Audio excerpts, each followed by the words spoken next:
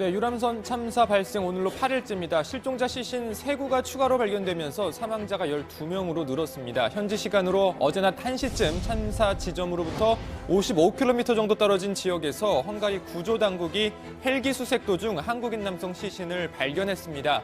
그리고 오후 2시 조금 넘어서 침몰한 허블레아니호에서 또 다른 남성 시신이 수습됐습니다. 마지막으로 오후 3시 반쯤 참사 지점에서 50km가량 떨어진 에르치라는 지역에서 20대 남성의 시신이 발견됐습니다. 모두 한국인 희생자로 확인이 됐는데요. 안타깝습니다. 실종자는 줄어들지만 또 그만큼 희생자가 늘고 있는 상황인 건데요. 실종자 발견 소식을 전하면서 안타까운 마음이 앞섭니다. 자, 우리 정부와 헝가리 당국은 선체 인양에도 속도를 내기로 했습니다.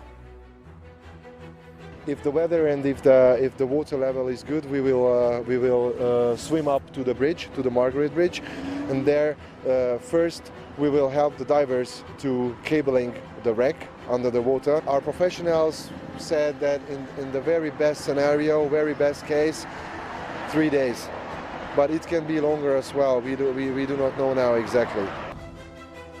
네, 우리 정부는 일단 선체 인양이 본격적으로 시작되기 전까지는 헬기 수색은 물론 선체 내부를 제외한 수중 수색도 계속 이어갈 방침입니다. 제가 헝가리 대테레 청장에게 인양 작업이 완료되는 데까지 계속 수중 수색은 같이 하자고 이야기했고 동의했습니다.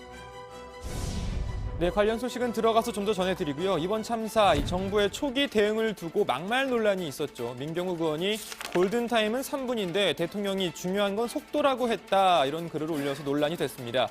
민경욱 의원은 대통령의 진정성 없음을 지적한 것이다, 이런 식의 해명을 내놨는데요. 일단 다시 한번 들어보시죠. 거기에 대해서 내가 페이북에 나온 거 그 이상으로 할 말은 없습니다. 대통령의 말씀에 진정성이 있어야지, 그렇지 않으면 그게 쇼가 되는 거예요.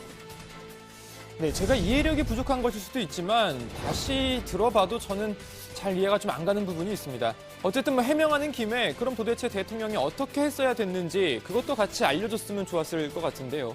자, 어쨌든 이건 제 생각이고 정부의 초기 대응에 대한 국민 여론은 어떨까요? 여론조사가 있었습니다. 정부의 참사 초기 대응 어떻게 평가하느냐는 물음에 61.4%가 긍정적인 평가를 내놨습니다.